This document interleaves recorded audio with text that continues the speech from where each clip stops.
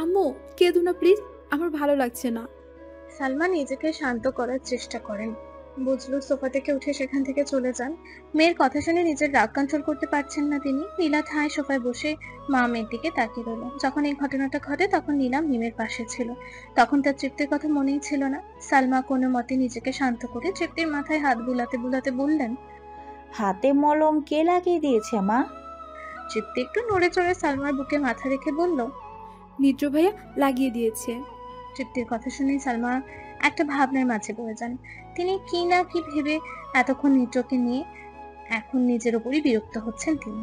এই ছেলে ভরসায় তো তিনি মেয়েকে ঢাকা পাঠিয়েছেন, তাহলে একে অবিশ্বাস করছেন তিনি। সালমার এখন নিজের উপর খুব বিরক্তি লাগছে। নীলা বলল, আমি ছেলেটাকে কেটে দেখেই বুঝে গিয়েছিলাম ছেলেটা তেমন সুবিধের না, যেভাবে ট্যাপ ট্যাপ করে তাকিয়েছিল আমাদের দিকে।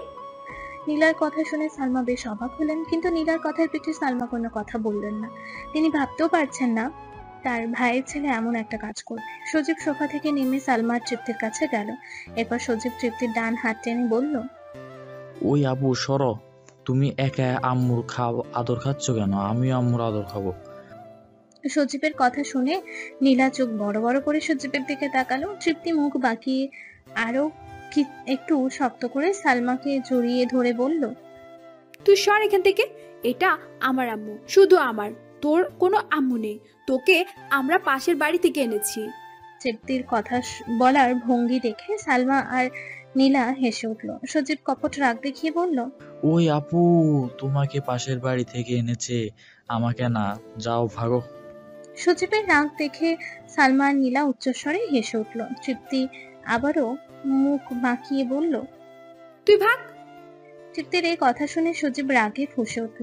সে কোনো কথা না বলে সোফার উপর উঠে তৃপ্তির পিঠে চড়ে শুয়ে পড়ল। এরপর মুখে শীষ বাজাতে লাগলো। শীষ তো বাজাচ্ছে না, শুধু হাওয়া বেরোচ্ছে মুখ দিয়ে। তৃপ্তি অসহায় দৃষ্টিতে সালমার দিকে তাকিয়ে বলল, আম্মু, ওকে সরতে বলো না, গরম লাগছে। সালমা তৃপ্তির মাথায় হাত বুলিয়ে বলল, এখন তুইও আমাকে ছাড়, রান্না করতে হবে রাতের জন্য।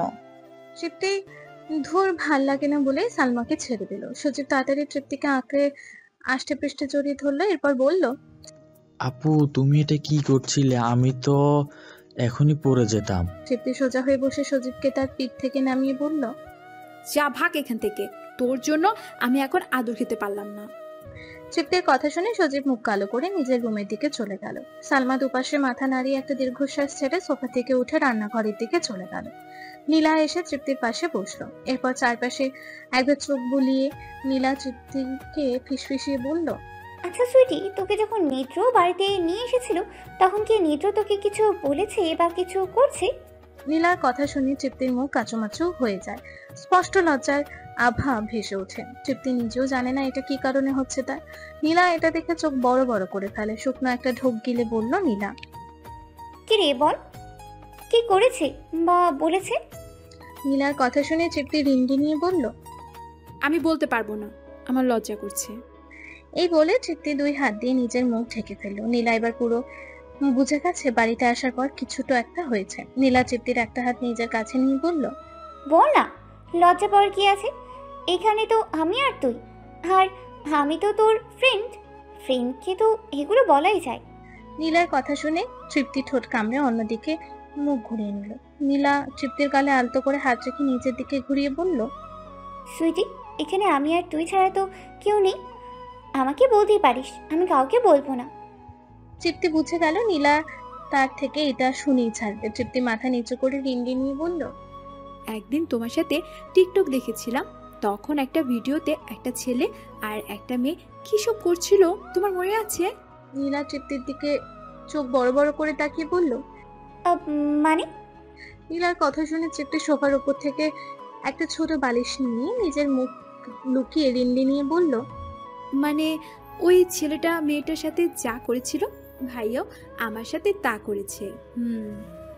বলেই সোফার উপর থেকে নেমে এক ছুটে নিজের রুমে চলে গেল তৃপ্তি। নীলা ইয়া বড় হাঁ করে তৃপ্তির যাওয়ার দিকে তাকিয়ে রইল। তখন কোথা থেকে সজীব এসে নীলার মুখের সামনে তুড়ি বাজালো। নীলা ভাবা চাকা খেয়ে সজীবের দিকে তাকালো। সজীব একটা ভাব নিয়ে নীলার পাশে বসে বলল, জানো পরি, ভাবতেছি তোমার আর আমার বিয়েটা তাড়াতাড়ি সেরে নিব।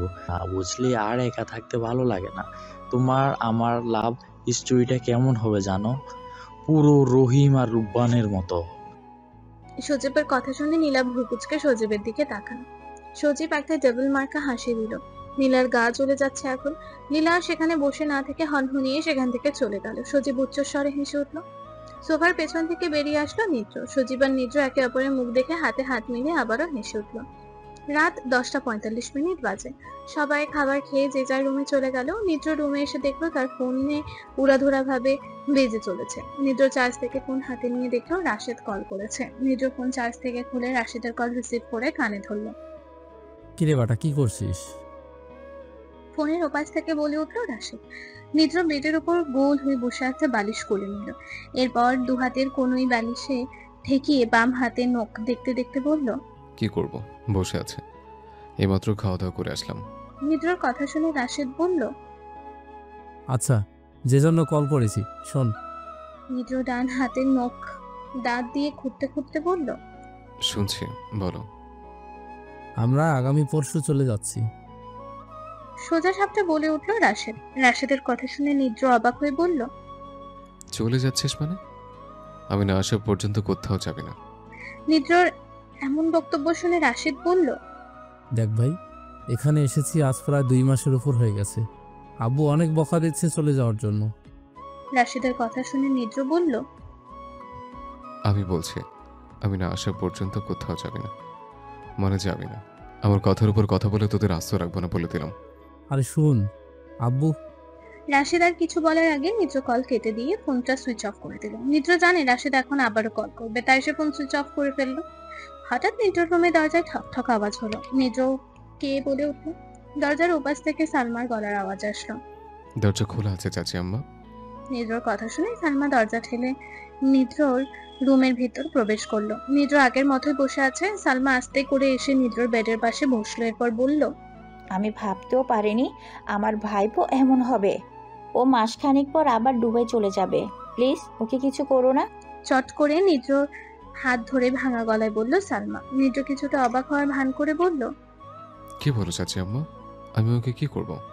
নিদ্র কথা শুনে সালমা বলল, আমি জানি তুমি কেমন। প্রয়োজন পড়লে আমি ওকে শাস্তি দিব, তবু প্লিজ ওকে কিছু করো না। আমি তাহলে ভাইয়ার কাছে মুখ দেখাতে পারবো না। কিছুটা কাঁদো কাঁদো সুরে বলল সালমা। নিদ্র সালমাকে সাই দিয়ে বলল, কিছু করবো না চাচি আম্মা, তুমি নিশ্চিন্তে থাকতে পারো। তবে আবার যদি তৃপ্তির দিকে নজর দেয় তাহলে ওর চোখ আর জায়গা থাকবে না। আমি ওর চোখ তুলে ফেলবো, এটা ওকে বুঝিয়ে বলো। সালমা চোখের পানি মুছে বলল, না, ও আর কখনো তাকাবে না। আমি ওকে বোঝাবো। চাচি আম্মা, যে ভয়ে তুমি তৃপ্তিকে আমাদের বাড়িতে পাঠাতে চাওনি, আজ সেই ভয় তোমার ঘরে।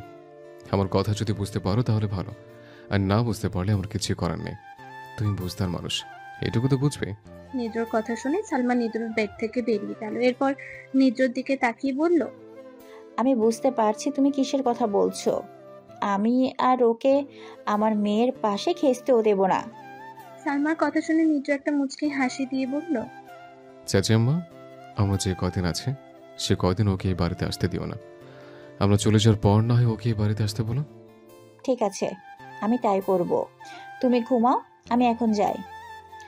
নিদ্র মাথা নাড়িয়ে সাই দিল। সালমা নিদ্রর রুম থেকে বেরিয়ে গেল। নিদ্র একটা হাসি দিয়ে শুয়ে পড়লো। নিজের ভাই ওকে বাঁচানোর জন্য সালমা আসছে নিদ্রর কাছে, কারণ সালমা জানে নিদ্র হাত গুটিয়ে বসে থাকবে না। হাত গুটিয়ে বসে থাকার লোক নিদ্র না। সালমা আসতো না নিদ্রর কাছে, কিন্তু নীরবের কিছু হয়ে গেলে তিনি নিজের ভাইয়ের কাছে মুখ দেখাবেন কি করে, এই ভয়ে তিনি নিদ্রর কাছে আসেন। সালমা মনে মনে ঠিক করে নেন নিজের মেয়েকে না হয় চোখে চোখে রাখবেন, ওই ছেলের থেকে দূরে দূরে। সালমা জানে নীরবও কোনো অংশে কম জেদি না, তার অপমানের প্রতিশোধ সে নেবেই। কিন্তু নিদ্রকে নিয়ে সব ভয় সালমান। নীরব যতই জেদি হোক না কেন, কিন্তু নিদ্র ছাড়বো না আমি তোকে, নিদ্র। দোতলা বাড়ির ছাদে দাঁড়িয়ে আকাশ পানে তাকিয়ে চিৎকার করে উঠল নীরব। সকাল 11:25 সবাই রেডি হচ্ছে মিমের শ্বশুরবাড়িতে যাওয়ার জন্য। মাঝে একটা দিন কেটে গেছে, মিম বারবার সালমাকে কল করে তাদের অবশ্যই যেতে বলেছে।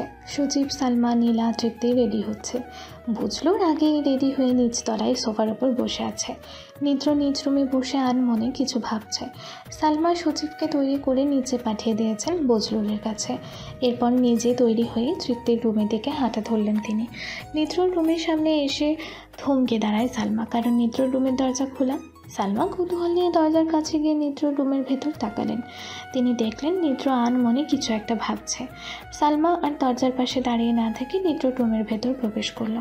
কারো উপস্থিতি টের পেয়ে নিদ্রর সামনে তাকালো, দেখলো সালমা তার দিকে আসছে।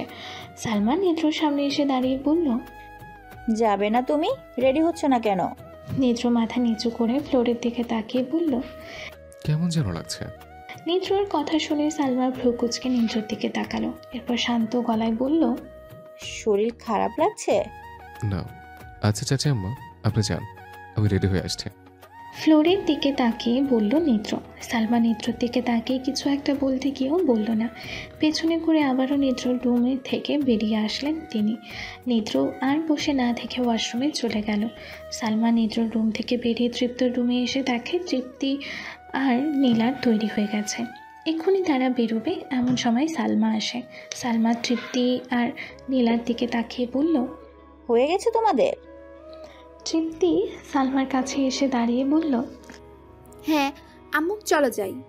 সালমা তৃপ্তিকে উপর থেকে নিচ পর্যন্ত দেখল। তৃপ্তি নেভি ব্লু কালারের একটা বোরখা আর নীল রঙের একটা হিজাব পরেছে।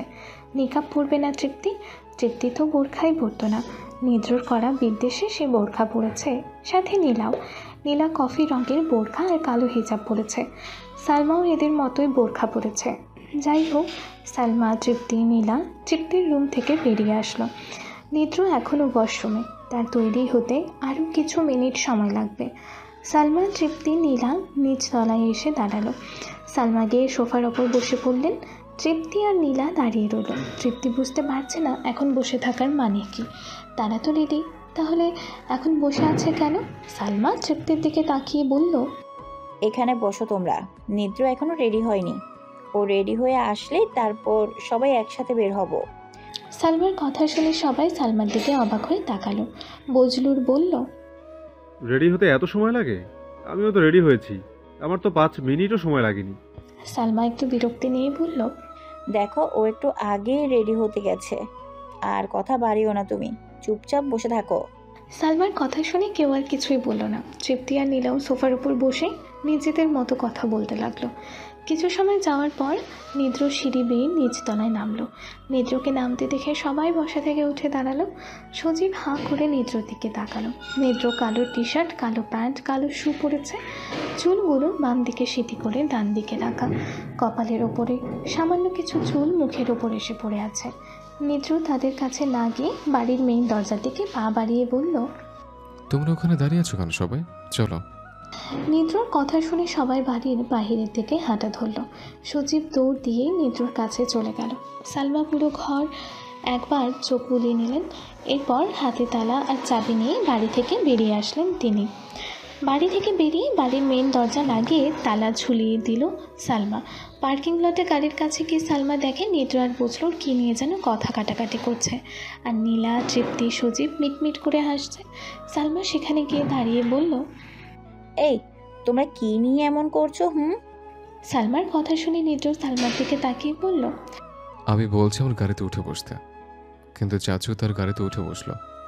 বুঝলো নিজের গাড়ির ড্রাইভিং সিট থেকে গাড়ির জানালার দিকে মাথা বের করে বলল, আমার কি গাড়ি নেই নাকি যে তোর গাড়িতে করে যাব? দেখো চাচু, ভালো হচ্ছে না। আমার গাড়িতে করে গেলে সমস্যা কি? তোর? বুঝলুরকে আর কিছু বলতে না দিয়ে সালমা বলল, এই স্টপ, সামান্য একটা ব্যাপার নিয়ে তোমরা কথা কাটাকাটি করছো। বেলা 12টার বেশি বাজে, কখন গিয়ে পৌঁছাবো আমরা, খবর আছে? নিদ্র সালমার কথা শুনে নিজের গাড়ির পেছনে সিটের দরজা খুলে দিয়ে বলল, চাচি আম্মা, তোমরা সবাই আমার গাড়িতে উঠো, চাচু নিজের গাড়ি নিয়ে একা একা যাক। নিদ্রর কথার পিঠে আর কথা বলল না সালমা। তিনি নিদ্রর গাড়ির পেছনের সিটে গিয়ে বসে পড়লেন। সালমা গাড়িতে উঠতেই তৃপ্তি, নীলা নিদ্রর গাড়িতে পেছনের সিটে উঠে বসল সালমার পাশে। সজীব গিয়ে নীলার কোলে বসে পড়ল। নীলার বিরক্তি লাগলেও সে এখন কিছু বলতে পারছে না। নিদ্র বজলুরের দিকে তাকিয়ে একটা ভিলেন মার্কা হাসি দিল। বজলুরের মুখটা মলিন হয়ে গেল। তিনি আস্তে করে নিজের গাড়ি থেকে নেমে এলেন। নিদ্র গাড়ির ভেতরে সামনের ড্রাইভিং সিটের পাশের সিটটিতে দেখিয়ে বলল বজলুরকে। বজলুরও চুপচাপ বসে পড়ল। অতঃপর নিদ্র গাড়ি ড্রাইভিং সিটে বসে গাড়ি স্টার্ট দিয়ে চেয়ারম্যান বাড়ি থেকে বেরিয়ে আসলো। বেলা 2:15। খানবাড়ির সামনে এসে গাড়ি দাঁড় করালো নিদ্র। সাথে আরও 3টে মাইক্রো এসে দাঁড়ালো। সাথে 3টা মাইক্রো হলো মিমদের বাড়ির লোকজনের। নিদ্র গাড়ি পার্ক করে ড্রাইভিং সিট থেকে নেমে দাঁড়ালো। সাথে বজলু, সালমা, নীলা, তৃপ্তি, সজীবও নেমে দাঁড়ালো। তারা গাড়ি থেকে নামতেই সামিয়া এসে দাঁড়ালো তৃপ্তির কাছে। মিমের বিয়ের দিন মিমের সাথে সামিয়া আর ইকরাম মিমের সাথে শ্বশুরবাড়িতে আসে। সামিয়া তৃপ্তির কাছে এসে তৃপ্তির হাত ধরে বলল, কিরে, আসতে কোনো সমস্যা হয়নি তো? তৃপ্তির পাশে দাঁড়িয়েছিল নীলা। সে সামিয়ার এমন কথা শুনে সামিয়ার কাছে গিয়ে সামিয়ার কানে কানে বলল, কি ব্যাপার সামিয়া, তুমি ওদের হয়ে কথা বলছো কেন? Something something. নীলা নিজের ডান সিনা দিয়ে সামিয়ার বাম সিনায় বাড়ি দিয়ে বলল। নীলার এমন কথা শুনে সামিয়া নীলার দিকে তাকিয়ে বলল, আরে না না না না আপু, তেমন কিচ্ছু না, এমনি জিজ্ঞেস করলাম, আমাদের বেস্টু বলে কথা। সামিয়ার কথা শুনে তৃপ্তি বলল, হ্যাঁ রে সামিয়া, মিম কোথায়? আমাকে মিমের কাছে নিয়ে চল প্লিজ। সামিয়া তৃপ্তির কথা শুনে বলল, একটু ওয়েট কর বেস্টু, তার আগে এখানে একটু ফর্মালিটিস আছে, সেগুলো তো হয়ে যেতে দে। তোর এখানে আবার কিসের ফর্মালিটিস? একরাশ বিরক্তি নিয়ে বলল তৃপ্তি। সামিয়া তৃপ্তির বিরক্তি দেখে বলল, কিছু করার নেই রে বেস্টু, এখানে বরপক্ষের লোকজন জেদ ধরেছে আমাদের লোকেদের গেট ধরবে বলে। সামিয়ার কথা শুনে নীলা বলে উঠল, আমি বাবা গেটের কাছে আর যাব না, এসব লুচ্চা লাফাঙ্গা ছেলের সামনে আমি আর যাবও না, যত সব বদের হাড্ডি এক একটা। নীলার কথা শুনে সামিয়া বলল, কিন্তু এখন কি করা যায় আপু? ইকরা কোথায়? সোজা প্রশ্ন করে নীলা সামিয়াকে। সামিয়া একটু সময় নিয়ে ভেবে বলল, আমার মনে হয় ওই দিকটাই আছে। আচ্ছা তুমি যাও, ওকে ডেকে নিয়ে আসো। আমিও যাব সামিয়ার সাথে। তৃপ্তির কথা শুনে ভ্রু কুচকে তৃপ্তির দিকে তাকালো নীলা। এরপর বলল, তোকে কোথাও যেতে হবে না, তুই এখানেই আমার সাথে থাক। সামিয়ার কিছু না বলে নীলা আর তৃপ্তির কাছ থেকে চলে গেল ইরাকে খুঁজতে। তৃপ্তি নীলার হাত ধরে সেখানে দাঁড়িয়ে রইল। তখন সালমা এসে দাঁড়ালো তাদের কাছে। সালমাকে দেখে একটু নড়ে চড়ে দাঁড়ালো নীলা আর তৃপ্তি। সালমা নীলার দিকে তাকিয়ে বলল, ওকে কোথাও একা ছেড়ো না। আর তৃপ্তিমা, তুইও একা কোথাও যাস না, সব সময় নীলা মামুনির সাথেই থাকবি, ওকে? শেষের কথা তৃপ্তির দিকে তাকিয়ে বলল সালমা। সালমার কথা শুনে তৃপ্তি ঠোঁট উল্টে জবাব দিল, ঠিক আছে আম্মু। সালমা তৃপ্তির মাথায় আলতো করে হাত বুলিয়ে সেখান থেকে চলে যায় নিদ্রর কাছে। নিদ্র গাড়ির সাথে হেলান দিয়ে দাঁড়িয়ে আছে আর নিদ্রর পাশে দাঁড়িয়ে আছে সজীব। সালমা সজীবের সামনে দাঁড়িয়ে বলল, সজীব, আমার সাথে আয়। সালমার কথা শুনে সজীব অবাক হয়ে বলল, কোথায় যাব? আমি কোথাও যাব না, আমি ভাইয়ার সাথে থাকবো, তুমি যাও। সালমা সজীবের বক্তব্য শুনে কিছুক্ষণ চুপ করে থেকে তারপর বলল, ঠিক আছে, তুই তোর ভাইয়ের সাথে থাক। সজীব 32টা দাঁত বের করে একটা হাসি দিল। সালমা নিদ্রর দিকে তাকিয়ে বলল, সজীবকে নিজের সাথে রেখো, আর আমি তৃপ্তিকে বলে এসেছি ও যাতে নীলার সাথে থাকে, আর আমিও চোখে চোখে রাখবো, তুমি সজীবের দিকে একটু খেয়াল রেখো। নিদ্র কিছুই বলল না, শুধু মাথা নাড়িয়ে সায় দিল। সালমা সেখান থেকে চলে গেলে বুঝলো কোথায় আছে কে জানে। চেয়ারম্যান মানুষ, এজন এটা বলে ওজন ওটা বলে, কোথায় নিয়ে গেছে তাকে কে জানে। নীলা আর তৃপ্তি দাঁড়িয়ে থাকায় কিছুক্ষণ পরেই সামিয়া ইরাকে নিয়ে আসলো তাদের কাছে। ইকরাম, গেটের ওখানে কি আয়োজন চলছে? নীলার এমন কথা শুনে ইকরাম মুখ বাঁকিয়ে বলল, সারার উগান্ডার দলেরা নাকি আমাদের গেট ধরবে। ইকরার এমন কথায় হেসে উঠল সবাই। নীলা হাসি থামিয়ে বলল, আমি বাবা গেটের কাছে যাচ্ছি না, আর তোমরাও কেউ গেটের কাছে যাবে না। নীলার এমন কথা শুনে ইকরা ভ্রু কুঁচকে নীলার দিকে তাকিয়ে বলল, কেন আমরা গেটের কাছে যাব না? আরে বুদ্ধু মেয়ে, গেটের কাছে গেলে আজ আমাদের পৌঁছাবে ওরা। ইকরার কথা শুনে কিছুটা দাঁত কটমট করে বলল নীলা। ইকরা রিন্ডি নিয়ে বলল, তাহলে এখন কি হবে? আমি যা বলছি তাই করো। কি করতে হবে বলেন আপু? শুনো তাহলে তোমরা দুজন। ইকরা আর সামিয়াকে উদ্দেশ্য করে বলল নীলা। ইকরা আর সামিয়া নীলার দিকে একটু এগিয়ে আসলো। নীলা বলা শুরু করলো, তোমরা এখন দুজনকে খুব বয়স্ক 3-4 জন মহিলাকে কেটে পাঠাও, সাথে তোমাদের মা বাবা ভাই ব্রাদার্স খালা খালু ফুপি ফুপা যারা আছে সবাইকে পাঠাও। শুধু যত ইয়াং মেয়ে আছে তাদের সবাইকে এদিকে নিয়ে আসো। একটা মেয়েও যেন গেটের কাছে না যায়। কুইক। আপু, সেই রকমের একটা প্ল্যান আমি সব বুঝে গেছি। আমি এতক্ষণ কিছু ভেবেই পাচ্ছিলাম না এদের মোকাবিলা কিভাবে করব। শালাদের উপোস করে মারবো। আমি এখনই যাচ্ছি। এই বলে ইকরা দিল ভোঁদর। ইকরার পিছু পিছু সামিয়াও চলে গেল। নীলা তৃপ্তি হেসে উঠল। একটু দূরে গাড়ির সাথে হেলান দিয়ে দাঁড়িয়ে তৃপ্তির দিকে তাকিয়ে রইল নিদ্র। কি মায়া কারানো হাসি হাসছে মেয়েটা। নিদ্র অপলকভাবে তাকিয়ে রইল। কিরে, তোরা রেডি তো? নীরবের কথা শুনে ফোনের অপর পাশ থেকে একটা ছেলে বলল, হ্যাঁ ভাই, আমরা সবাই রেডি আছি। সুযোগ পেলেই শালাকে শেষ করে দেব। ছেলেটার কথা শুনে নীরব পৈশাচিক হাসি দিয়ে বলল, ঠিক আছে, তবে শালা যেন হাত থেকে ছাড়া না পায়। আমার গায়ে হাত তুলছে শালা, এই নীরব শেখের গায়ে হাত তুলছে। ভরা বিয়েবাড়িতে আমাকে অপমান করেছে। শালাকে মেরে একবারে হাড় গুড় ভেঙে দিবি। ভাই টাকা? ফোনের ওপাশের ছেলেটিকে থামিয়ে নীরব বলল, তোদের পেমেন্ট তোরা সময় মতো পেয়ে যাবি, আগে কাজ শেষ কর। শেষের কথা রেগে দাঁত কটমট করে বলল নীরব। ফোনের ওপাশে থাকা ছেলেটি ঠিক আছে ভাই বলে কল কেটে দিল। নীরব নিজ রুমে দাঁড়িয়ে উপরের দিকে তাকে হুঙ্কার দিয়ে হেসে উঠল। তখনই নীরবের রুমের দরজায় ঠক ঠক আওয়াজ হলো। নীরব, দরজা খোল। কি করছিস ভাই তুই ভেতরে? এদিকে আমার শ্বশুর বাড়ির সব লোকেরা চলে আসছে। নিলয়ের গলার আওয়াজ শুনে নীরব চুপ হয়ে গেল। কারণ নিলয় এইসব মারামারি কাটাকাটি পছন্দ করে না। সে একজন ইনোসেন্ট ছেলে। এর আগে একবার নীরব মারামারি করার কারণে নিলয় নীরবের সাথে বন্ধুত্ব ভেঙে দেয়। কিন্তু নীরব নিলয়ের পিছু ছাড়ে না, সে নিলয়ের পিছু লেগেই আছে। নীরব নিজেকে শান্ত করে রুমের দরজা খুলে দিল।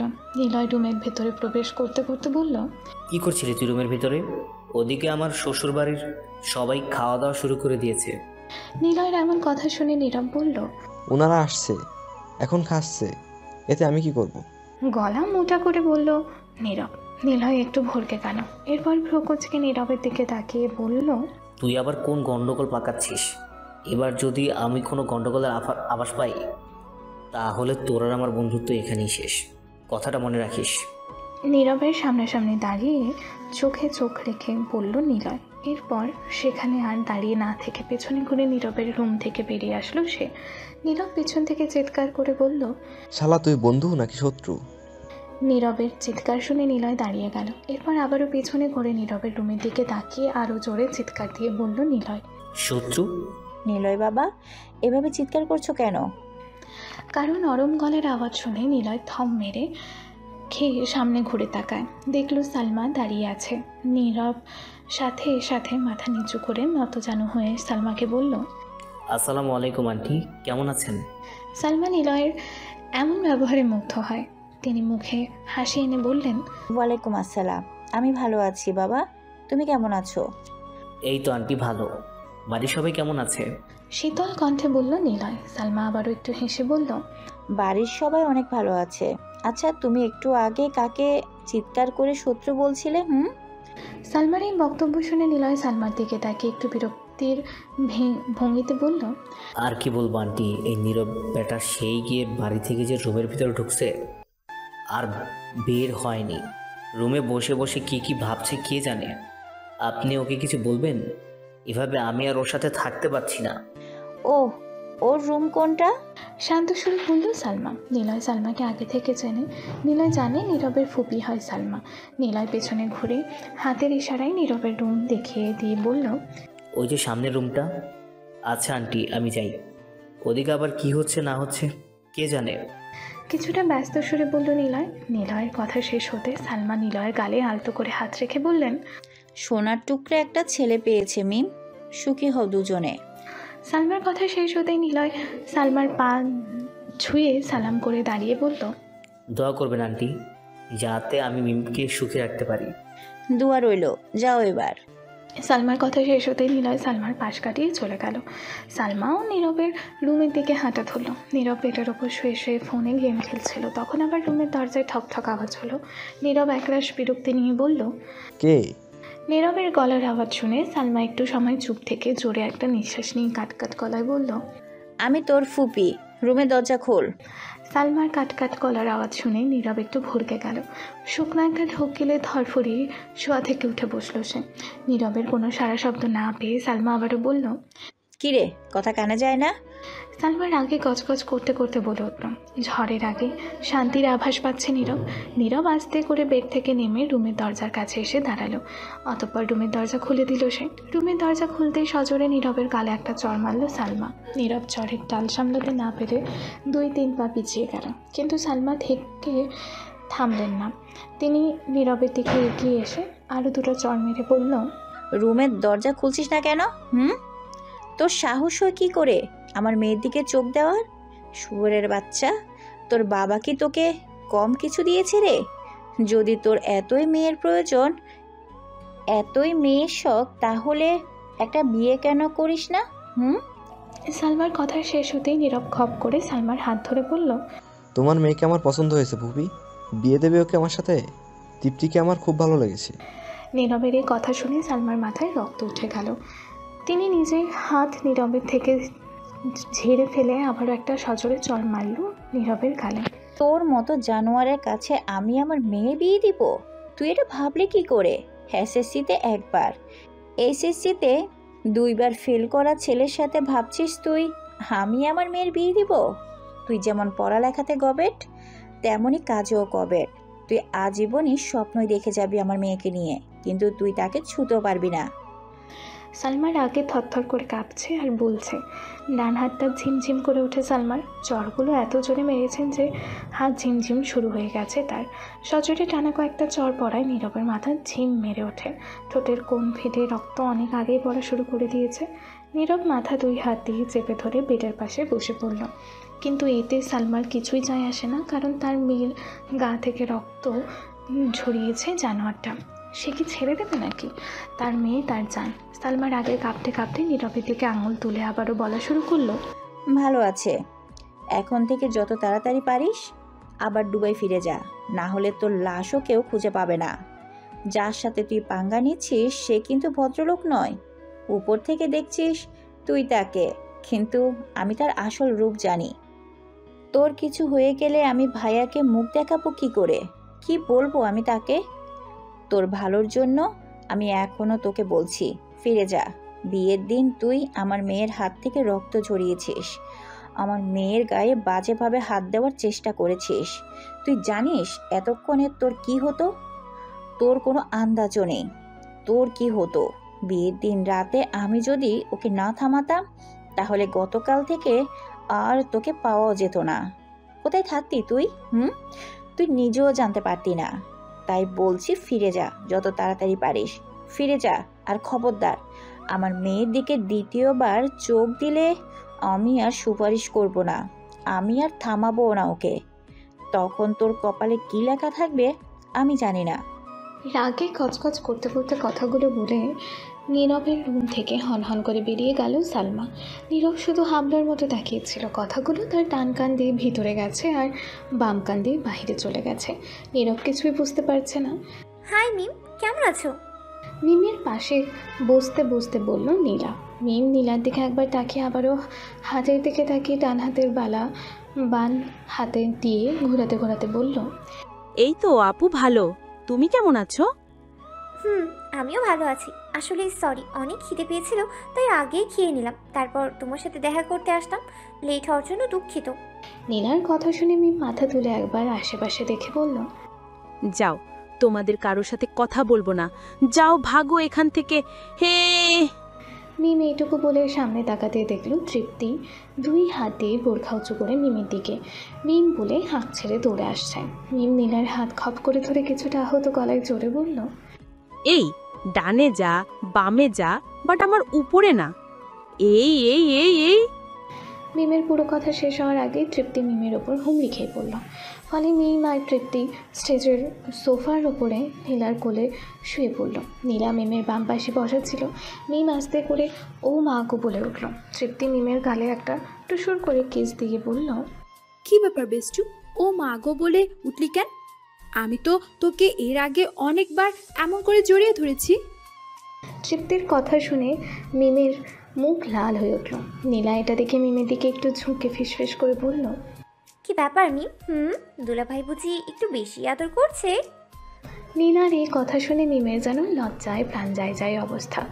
মিম তৃপ্তির কোমরে আস্তে করে কাতুকুতু দিয়ে বলল, যা ভাগশালী, তোর জন্য ধরা খেলাম, এতক্ষণ পর্যন্ত কেউ ধরতে পারেনি। কাতুকুতু খেয়ে তৃপ্তি ধর ফুরিয়ে মিমের গায়ের ওপরের থেকে উঠে বসলো। মিমও আস্তে করে উঠে বসে নিজেকে ঠিক করতে লাগলো। মিমের কথা শুনে নীলা চোখ বড় বড় করে বলল, মানে? নীলার কথা শুনে মিম নীলার দিকে তাকিয়ে একটা রহস্যময় হাসি দিয়ে বলল, মানে কিছু না। নীলা একটু মিমের দিকে ভালো করে তাকালো। মিমের ঘরের উপর থেকে কাপড় সরে যাওয়ায় সেখানে একটা গাঁত দেখল নীলা। ফর্সা জায়গায় লাল হয়ে আছে দাগটা। এটা দেখে নীলা মুচকি হেসে উঠল। এরপর নীলা নিজের ডান সিনা দিয়ে মিমের বাম সিনায় বাড়ি দিয়ে মিমের কানের কাছে গিয়ে ফিসফিস করে বলল, লাভ বাইটটা জাস্ট অসাম মিম। নীলার কথা শুনে মিমের হাত আপনা আপনি ঘাড়ে চলে যায়। এটা দেখে নীলা ফিক করে হেসে ওঠে। মিম লজ্জায় মাথা নিচু করে ফেলল। মিমের এখন মন যাচ্ছে মাটি ফেটে দুভাগ হয়ে যাক, আর সে সেখানে গিয়ে চুপটি করে বসে এই লজ্জার কাছ থেকে বেঁচে যাক। কিন্তু তা কি এত সম্ভব? সবার কাছ থেকে মিম এই পর্যন্ত লুকিয়ে আসছে ব্যাপারটা। কিন্তু এই সময় এসে তৃপ্তির জন্য নীলার হাতে ধরা খেল সে। নীলা আস্তে করে মিমকে আবারও গুছিয়ে দিতে লাগলো। তৃপ্তি বসে বসে মিমের কানের কাছে বকবক করতে লাগলো। এভাবে বসে মিমের সাথে নীলা আর তৃপ্তি কথা বলতে লাগলো। এদিক এখনও কেউ নেই। নীলা কিছুক্ষণ পরপর মিমকে এটা ওটা বলে লজ্জায় ফেলছে। কিছু দূরে দাঁড়িয়ে মিমের লজ্জায় ঘেরা মুখটা দেখছে নিদ্র। নিদ্রর পাশে দাঁড়িয়ে আছে সজীব। নিদ্র মিমের লজ্জায় ঘেরা মুখ দেখে মুচকি মুচকি হাসছে। সজীবও হাসছে। এত কিছুর পরও মিমের চোখ দুটো একজনকে এখনও খুঁজছে, শুধু শেষবারের মতো দেখার আকাঙ্ক্ষায়। কিন্তু তাই দেখা এখনও পেল না মিম। মিম ভেবে নিল সে আসেনি। এভাবে কিছু সময় যাওয়ার পর হঠাৎ নীলার কাছে একটা মেয়ে আসলো। সেই মেয়েটি নীলার কানের কাছে গিয়ে কি যেন বললো, আর নীলা মেয়েটির সাথে চলে গেল। নিদ্র এটা দেখে সজীবকে বলল, সজীব, ভাইয়া। কিছু দেখলি? হ্যাঁ ভাইয়া, পরি কোথায় যেন গেছে। আর তুই এখানে দাঁড়িয়ে আছিস? তোর পেছনে যা, গিয়ে দেখ কি করে। কিছু হলে গন্ডগোল বাঁধিয়ে দিবি, বাকিটা আমি বুঝে নেব। নিদ্রর কথা শেষ হতেই সজীব ভোঁ দৌড় দিল নীলার পেছনে। নিদ্র সেই একই জায়গায় দাঁড়িয়ে দুই হাত বুকে ভাঁজ করে মিমির দিকে তাকিয়ে আস্তে করে বলল, পাগলি মেয়ে, এখন আমাকে খুঁজছে, কিন্তু আমি তো তোর সামনে যাব না। এই বলে নিদ্র সেখান থেকে স্টেজের দিকে তাকিয়ে রইল। আর মিমের চোখ জোড়া শুধু তাকে একবার দেখার জন্য চারপাশে তাকাচ্ছে। এদিকে নীলা মেয়েটির সাথে স্টেজের পেছনে এসে দেখলো একটা ছেলে দাঁড়িয়ে আছে। মেয়েটি নীলাকে সেখানে রেখে চলে গেল। ছেলেটিকে দেখে নীলার বুক দূর দূর করে উঠল। এ কেমন ফিলিংস হচ্ছে তার? এর আগে তো এমন কোনোদিনও হয়নি। আজ পর্যন্ত অনেক ছেলে দেখেছে সে, কিন্তু কখনো তো এমন হয়নি। নীলা ছেলেটির দিকে তাকালো। ছেলেটি মাথা নিচু করে আছে, যেন কোনো অপরাধ করেছে সে। নীলা আস্তে করে ছেলেটির সামনে গিয়ে দাঁড়ালো। ছেলেটি এক পলক নীলাকে দেখে আবারও মাথা নিচু করে নিল। নীলা মাথা নিচু করে রিনিয়ে বলল, আমাকে দেখেছেন? ছেলেটি মাথা নাড়িয়ে সায় দিল। সে দেখেছে। নীলা এবার আর কৌতূহল নিয়ে জিজ্ঞেস করলো, কেন রেখেছেন? ছেলেটি এবার একটু নড়ে চড়ে দাঁড়ালো। নীলা এক পা পিছিয়ে গেল। ছেলেটি নীলার চোখে চোখ রাখল।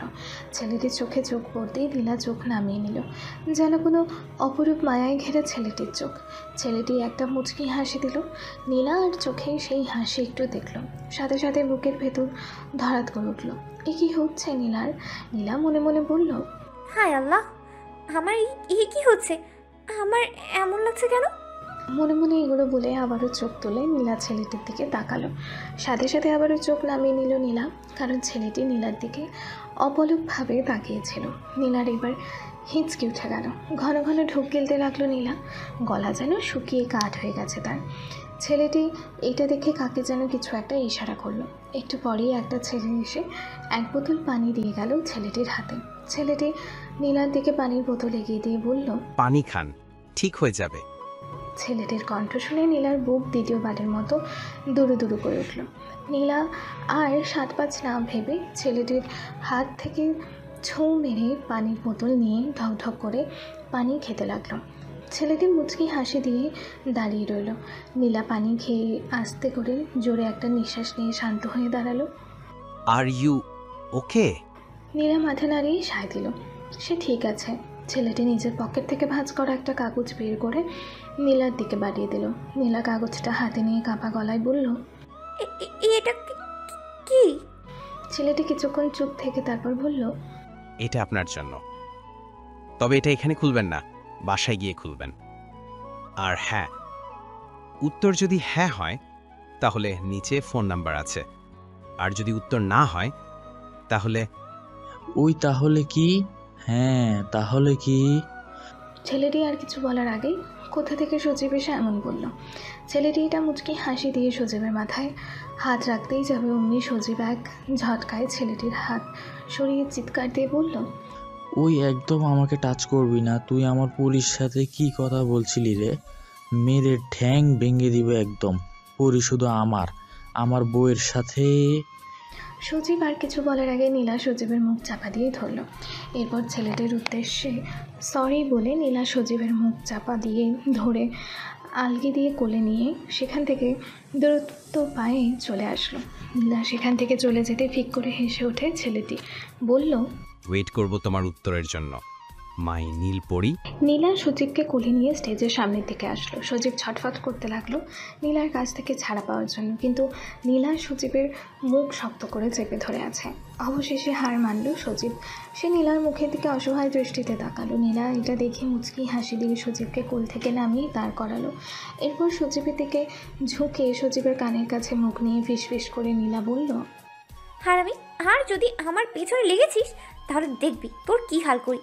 নীলা সজীবের দিকে ঝুঁকে থাকায় নীলার কথা শেষ হতে সজীব নীলার গালে টুসুর করে একটা কিস করে সেখান থেকে দেয় এক ভোঁদুর। নীলা ভ্যাবাচাকা খেয়ে ঠিক হয়ে দাঁড়ায়। কি ঘটেছে বুঝে উঠতে তার কয়েক সেকেন্ড সময় লাগলো। রাগে গা জ্বলে যাচ্ছে নীলার, নাক দিয়ে যেন গরম নিঃশ্বাসের সাথে ধোঁয়াও বেরোচ্ছে। হারামি পুচকে, তোরে তো আমি পরে দেখে নিব, একবার হাতের কাছে পাই তারপর দেখামো এই নীলা কি জিনিস। রাগে মনে মনে এগুলো বলল নীলা। এরপর নিজেকে ঠিক করে মুখে হাসি এনে স্টেজের দিকে হাঁটা ধরল সে।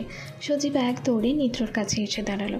হাঁপাতে হাঁপাতে নিদ্র বাম হাত নিজের ডান হাত দিয়ে ধরল সজীব। নিদ্র সজীবকে দেখে বলল, কি শালা বাবু, আপনার বউ ওখানে কি জন্য গেছে?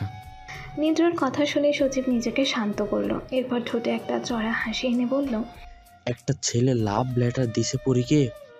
আবারও পুরি, তোরা যে আমি এখানে মেরে ফেলবো সজীবের বাচ্চা। এই বলে সজীবের দিকে তেড়ে আসতে লাগলো রিমি। হঠাৎ রিমির গলার আওয়াজ শুনে পেছনে ঘুরে তাকায় নিদ্র আর সজীব। সজীব একটা শুকনো ঢোক গেল। রিমি এসে দাঁড়ালো নিদ্র আর সজীবের সামনে। রিমি সজীবকে পুরো বাড়ি খুঁজে এখানে এসে পায়। সজীব নিদ্রর দিকে অসহায় দৃষ্টিতে তাকালো। নিদ্র সজীবকে চোখের ইশারায় সায় দিল, সে দেখে নেবে। সজীবও সেই আশা নিয়েই থাকলো। রিমি রাগে গজগজ করতে করতে বলে উঠল, ওই তুই পরি পরি করছিস কেন? আমাকে কি পরির মতো লাগছে না? আমাকে কি পেতনির মতো লাগতেছে? রিমির কথা শুনে চুপসে যায় সজীবের মুখখানা। সজীবের চুপসানো মুখ দেখে রিমি আবারও বলল, কি রে, কথা বলছিস না কেন? আমাকে কি পরির মতো লাগছে না? সজীব নিদ্রর মুখের দিকে একবার তাকিয়ে আবারও রিমির দিকে তাকিয়ে রিন্ডে নিয়ে বলল, হ্যাঁ একেবারে পরি মতো লাগছে। সজীবের কথা শুনে রিমি ভ্রু কুঁচকে সজীবের দিকে তাকিয়ে বলল, পরির মতো লাগছে মানে? তোর কি আমার বুড়িয়া ভিড়ের মতো মনে হয়? নীলাকে উদ্দেশ্য করে বলল রিমি। সজীব এটা বুঝতে পেরে চট করে বলল, আরে না না না, তোমাকে তো একেবারে কচি পরির মতো লাগছে। কি বললি তুই? আমারে কচি পরির মতো লাগছে? সজীবের কথা শেষ হতে রিমি রাগে গজগজ করে বলল। সজীব রিমির কথা শুনে মাথায় হাত দিয়ে ফেললো। যেটাই বলে সেটারই উল্টো জবাব দেয় মেয়েটা। সজীব বলল, আর জানো তুমি ভুল বুঝছো, আমি তো কচি পরি বলছি, মানে সুন্দরী অপরূপা ছোট পরি তুমি আমার। না, এখন আর জানু সুন্দরী অপরূপা বললেও কাজ হবে না। এখন তোমাকে এখানে শাস্তি পেতেই হবে। রিমির কথা শুনে সজীব শুকনো একটা ঢোক গেলে বলল, প্লিজ জানো এমন করো না, এটা বিয়ে বাড়ি না, থুকু থুকু বউ ভাত বাড়ি। এখানে কত লোকজন আছে, আমি এখানে কি করে 100 বার কান ধরবো? কি করে তোমাকে 10টা কিস করবো বুঝার চেষ্টা করো। রিমিকে বুঝ দিয়ে বলল সজীব, কিন্তু রিমি মানতে নারাজ। সে তো শাস্তি দেবে। তোমাকে অত কিছু করতে হবে না, তুমি শুধু এখন আমাকে জোরে জড়িয়ে ধরে গালে একটা জোরে কিস করবা, তাহলে আমার রাগ কমে যাবে। রিমির কথা শুনে নিদ্র মাথায় হাত দিয়ে বসে পড়ল। এতক্ষণ পর্যন্ত নিদ্র সজীব আর রিমির কথা শুনছিল। সজীব কপাল কুঁচকে কঠিন গলায় বলল, আমি পারবো না। এবার নিদ্র বলল, রিমি, এটা তোমাদের বা আমাদের বাড়ি না। আমরা এখানে ক্ষণিকের জন্য বেড়াতে এসেছি, একটু পরে চলে যাব। এমন কিছু বলো না যাতে তোমার আর আমাদের মান সম্মান নিয়ে টানাটানি ছুটে। নিদ্রর কথা শুনে রিমি বলে উঠল, না ভাইয়া, আপনি আমাদের মাঝে কিছু বলবেন না। এটা আমার আপু শ্বশুর বাড়ি, এখানে কিছু হবে না। ওকে আমি যা বলছি তাই করতে হবে। রিমির কথা শেষ হতে সজীব ভ্রু কুঁচকে রিমির দিকে তাকিয়ে ধমকের সুরে বলল, আমি পারবো না, যা ভাগ এখান থেকে। সজীবের ধমক খেয়ে রিমির একা কান্না জুড়ে দিল। তুমি তুমি আমাকে একটু ভালোবাসো না। এই বলে রিমি কাঁদতে লাগলো। রিমির এমন কান্না দেখে সজীব কপাল কুঁচকায়। নিদ্র বাসা থেকে উঠে দাঁড়িয়ে রিমিকে বলল, রিমি, এটা তোমাদের বাড়ি না, বাড়িতে গিয়ে ওকে শাস্তি দিও। এখন কান্না থামাও। নিদ্রর কথা পাত্তা দিল না রিমি। সে নিজের মতো কেঁদে যাচ্ছে। সজীব রিমির ন্যাকা কান্না সহ্য করতে না পেরে চারপাশে একবার তাকালো। দেখলো সবাই নিজেদের কাজ নিয়ে ব্যস্ত। এটা দেখে সজীব শক্ত করে রিমিকে জড়িয়ে ধরে গালে একটা কেস বসিয়ে দিল। সাথে সাথে রিমির কান্না থেমে গেল। নিদ্র চোখ বড় বড় করে তাকালো রিমি আর সজীবের দিকে। এরপর পকেট থেকে ফোন বের করে কয়েকটা পিক তুলে নিল সজীব আর রিমির গালে কিস করে আবারও ছেড়ে দিয়ে ঠিক হয়ে দাঁড়ালো সজীব। সজীব দাঁড়াতে রিমি আবারও সজীবকে জড়িয়ে ধরে সজীবের গালে একটা গভীর কিস করলো। এরপর রিমি সজীবের কানের কাছে মুখ নিয়ে ফিসফিস করে বলল, আই লাভ ইউ জানু। সজীব একরাশ বিরক্তি নিয়ে বলল, আই লাভ ইউ টু। এবার ছাড়ো আর এখান থেকে ভাগো। সজীবের কথা শুনে রিমি সজীবকে ছেড়ে দিয়ে আর কোনো দিকে না তাকিয়ে সোজা মিমের কাছে স্টেজের দিকে দৌড় দিল। নিদ্র হাঁ করে তাকিয়েছিল এতক্ষণ আর মনে মনে বলছিল, এই জেনারেশন কোথায় গিয়ে দাঁড়াবে আল্লাহ। মনে মনে এই বলে সজীবের দিকে তাকালো নিদ্র। সজীব ভেটকি মাছের মতো হাসি দিয়ে নিদ্রর দিকে তাকিয়ে আছে। নিদ্র পকেট থেকে একটা টিস্যু বের করে সজীবের দিকে বাড়িয়ে বলল, গাল থেকে লিপস্টিক মুছে নেন ছেলে বাবু। নিদ্রর কথা শুনে সজীব লজ্জা পেয়ে নিদ্রর হাত থেকে টিস্যু নিয়ে গাল মুছতে মুছতে গাড়ির দিকে হাঁটা ধরল। নিদ্র এটা দেখে হেসে উঠল। এরপর সেও সজীবের পিছু পিছু যেতে লাগলো। নিদ্রর গাড়ির কাছে এসে দাঁড়ালো সজীব আর নিদ্র। এইদিকে এখন কেউ নেই, পুরো শান্ত পরিবেশটা। সবাই বাড়ির ভেতরে ব্যস্ত। সজীব গাড়ির সাথে হেলান দিলে দাঁড়ালো। নিদ্র সজীবের পাশে দাঁড়ালো। নিদ্র সজীবকে কিছু বলতে যাবে তার আগে নিদ্রর ফোন বেজে উঠল। নিদ্র পকেট থেকে ফোন বের করে দেখলো সাব্বির ভিডিও কল করছে। নিদ্র একটা হাসি দিয়ে কল রিসিভ করলো। সাথে সাথে সাব্বির, রাহুল, জেকের মুখ ভেসে উঠল ফোনের স্ক্রিনে। সাব্বির একটা হাসি দিয়ে বলল, কিরে, কি অবস্থা তোর? ওখানে গিয়ে তো আমাদের ভুলেই গেছিস। নিদ্ররও একটা হাসি দিয়ে বলল, আরে কি বলিস, তোদের ভুলবো কেন? পরশু তো রাশেদের সাথে কথা হলো। নিদ্রর কথা শেষ হতে রাহুল বলল, রাশেদকে কল করলি, বাট আমাদের একটাও কল করলি না। রাহুলের কথা শুনে নিদ্র বলল, না রে ভাই, আমি কল করিনি। রাশিদে আমাকে কল করেছে, আমার ফোনে ব্যালেন্স ছিল না, তাই তোদের কল করতে পারিনি। নিদ্রর কথা শেষ হতে জেকে বলল, তা কেমন আছে তোর বিয়ে খাওয়া? শালা একা একা চলে গেলি, আমাদেরও বলতি, আমরাও যেতাম। হঠাৎ চলে আসা হয়েছে, তোদের কি করে বলবো। আচ্ছা, রাশেদের সুজন কই? ওই দুইটারে দেখছে না কেন? নিদ্রর কথা শুনে সাব্বির বলল, রাশেদের সুজন হাতে ঝিল গেছে। সাব্বিরের কথা শুনে নিদ্র কপাল কুঁচকে বলল, কেন? সাব্বির নিজের মাথা চুলকাতে চুলকাতে বলল, কে জানি, ওর কোন খালা নাকি ফুফির বাসায় গেছে। এইটুকু বলে সাব্বির, রাহুল, জ্যাক চোখ বড় বড় করে তিনজনে নিদ্রকে চিৎকার করে বলে উঠল, নিদ্র পিছনে থাকা। নিদ্র এদের কথা কিছু বুঝতে না পেরে পিছনে তাকাতেই যাবে, অমনি নিদ্রর মাথায় কেউ কিছু জোরে আঘাত করলো। নিদ্র তাল সামলাতে না পেরে সামনের দিকে 4-5 পা এগিয়ে গিয়ে মাটিতে পড়ে গেল। হাতের ফোনটা তার থেকেও 2-3 হাত দূরে গিয়ে পড়ল। হঠাৎ এমন হওয়ায় সজীব আঁতকে উঠল। সজীব চারপাশে তাকিয়ে দেখল 6-7টা ছেলে হাতে মোটা শক্ত লাঠি নিয়ে দাঁড়িয়ে আছে। সজীব দৌড়ে নিদ্রকে গিয়ে ধরল। নিদ্র কাঁপা কাঁপা হাতে নিজের মাথার পিছনে হাত দিয়ে আবারও সামনে এনে ঘোলাটে চোখে দেখল রক্ত। সজীব নিদ্রকে 2 হাত দিয়ে ধাক্কাতে ধাক্কাতে বলল, ভাইয়া উঠো, তাড়াতাড়ি উঠো, এরা তোমাকে মারতে। সজীব আর একটু বলার আগে একটা ছেলে এসে সজীবের বাম হাত ধরে সেখান থেকে ঝেড়ে ফেলে দিল। সজীব ছটকে গিয়ে পড়ল দাঁড়িয়ে থাকা একটা গাড়ির সামনে। ফলশ্রুতিতে সজীবের কপাল ফেটে রক্ত বেরোতে লাগলো, মাথা হো হো করে ঘুরতে লাগলো। সজীব মাথা দুহাত দিয়ে শক্ত করে চেপে ধরে হেলতে দুলতে বাড়ির ভেতরের দিকে দৌড় দিল। এদিকে ছেলেগুলো নিদ্রকে ইচ্ছে মতো মারতে লাগলো। নিদ্রকে দাঁড়ানোর পর্যন্ত সুযোগ দিচ্ছে না। একটা ছেলে গিয়ে মাটি থেকে নিদ্রর ফোন হাতে নিল। ছেলেটার মুখ সাব্বিরের ফোনের স্ক্রিনে ভেসে উঠতেই সাব্বির চিৎকার করে বলল, কুত্তার বাচ্চা, আমার বন্ধুর কিছু হলে তোদের একটা কেউ ছাড়বো না। সাব্বিরের কথা শুনে ছেলেটি উচ্চস্বরে হেসে দিয়ে বলল, কিছু করতে পারলে করে দেখা, তোর বন্ধুকে আজ চিরদিনের জন্য শুইয়ে দেব। এই বলে ছেলেটি নিদ্রর ফোন মাটিতে জোরে ছুঁড়ে মারল। ফলশ্রুতিতে ফোনটি ভেঙে টুকরো টুকরো হয়ে গেল। সাব্বির, রাহুল, জ্যাক আঁতকে উঠল ছেলেটির কথা শুনে। সাব্বির নিজের ফোন ক্লাবের ফ্লোরে ছুঁড়ে মারল।